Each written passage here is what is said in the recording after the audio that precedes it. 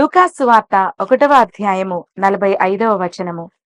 ప్రభువు పలికిన వాక్కులు నెరవేరునని విశ్వసించిన నీవు ఎంత ధన్యురాలవు.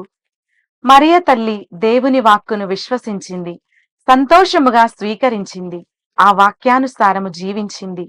ఆ వాక్యము యొక్క శక్తిని, పరిమళమును తన జీవితము ద్వారా ఇతరులకు పంచింది. అందుకే ఎలిషబేతమ్మ ఈ వాక్యములో మరియమ్మ గారిని పొగిడింది.